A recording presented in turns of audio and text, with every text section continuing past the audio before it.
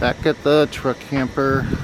It is actually January 14th, 2021. I have this much of it done. I'm probably going to drop it about 6 inches. To me personally, it looks kind of high, but I haven't finished rounding off the front and changing the shape of that just yet. So it does, like I said, it does look high to me. So I think I could drop it about 6 inches. I'm gonna have to drop the ceiling. And how I will do that is I will do another video when I'm doing that one. But probably tack a 2x6 from that point to this point and clamp it on both sides or screw it and then take out the center and then drop it down one at a time or one side at a time. Because that, I mean, this thing is absolutely tall. I don't know exactly how tall, but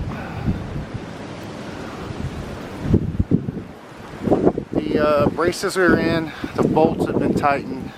I can hang on this portion here, I can hang on it, I mean, without problem, so, or without any problems.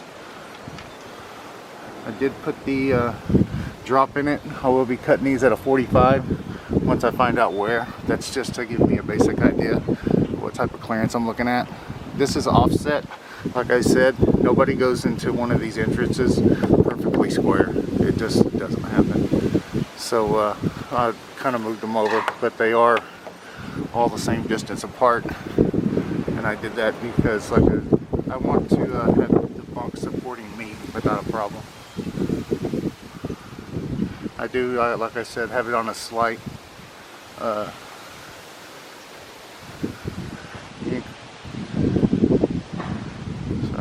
also.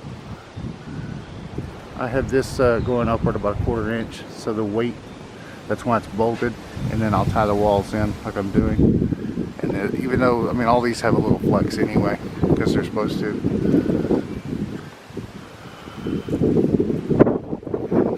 Here, going down this side, tank's already in, it's just not bolted or entirely secure. I can still pull it out. No one's ever put one of these in. This is more or less how you're supposed to do it. And up underneath, you're supposed to have 2x6s or 2x8s, I believe it is. Cut 2 of them, nail them together, and that is part of the tank. The reason it, when you're sitting on the toilet, even though it's suspended on both ends, it's going to put weight in the middle, and you don't want the tank to crack. You don't want the tank to crack. That's it on that one. It's about a 1/16 of an inch high. I can plane it down if I choose to, but I kind of like it that way, to where it's not resting on the tank. It doesn't put any pressure on it. I believe that's more effective than everything touching one another in this case. And there'll be 6 of these, and I believe that'll hold me, no problem. I did put this brace in to straighten up my wall. Since I sectioned it, I probably should have ran one solid piece, but I sectioned it.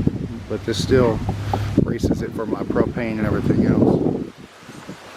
So, up to the top. Like I said, I will do the other portion.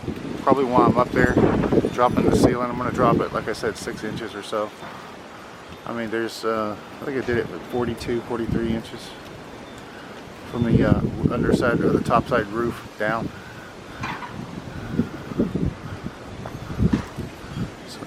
That this, I'm checking the side walls to make sure they're not bowed. One side's walking, one leaning towards the other, any of that, but taking all that out right now just in case. It is bolted, and 2 bolts on each side going down into this piece from here, 2 bolts, and then the rest are 3-inch screws. Like I said, I'm going to change the whole angle of this thing up here and round it off more, which shouldn't take me that long. I think I should be done with that portion today and then drop on the roof. At least I'm hoping so. And then tomorrow, if it's not freezing outside, I'm going to finish this whole back portion. I don't think I'll actually be able to get this portion done today. the back walls and running the walls up to here. I'm trying to square it off.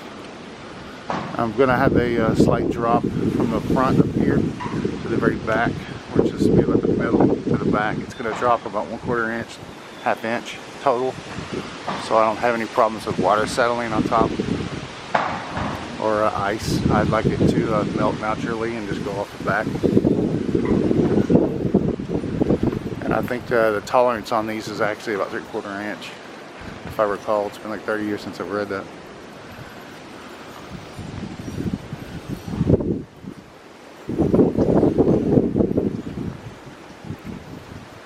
But that's it. There's my 3-inch pipe I put in there just to show. I'm going to run wires, everything else through there.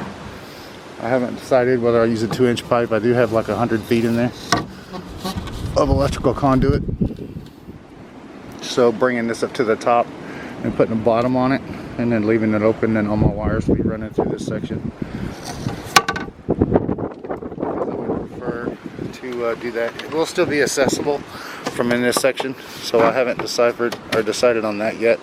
Whether to put a small junction box in case I ever have any issues, I can just rewire it without pulling my floor, without pulling anything. The door will be here for the tanks. I'll put another one down on the other end with a water pump. The water pump will be here or here. Like I said, I'm still looking at other videos, and there's really not a lot of detail on where people put the pumps at. And I'm not going to have it. This is not a camper or a converted cargo trailer, so I'm having to put everything where I can get to it later. Even when I put in the seats and everything, it won't eliminate my access. But that's it. I'm going to start sanding because it's looking horrible. I'm throwing all over this thing.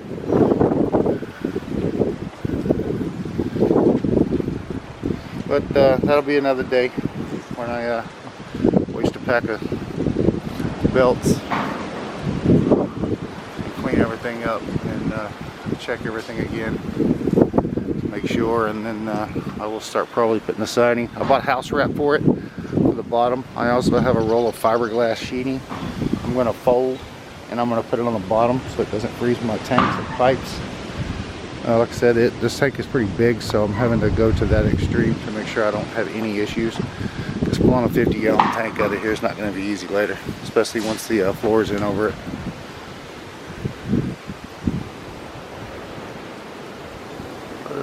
That's it. Like, subscribe, and leave your comments.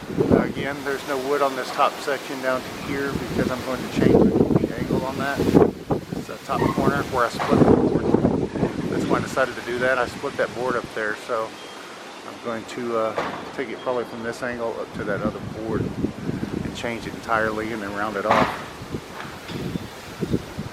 Get out the old jigsaw and start cutting some 2x4s and shaping them to the shape that I need, and then screw them together, and then put some more supports in it.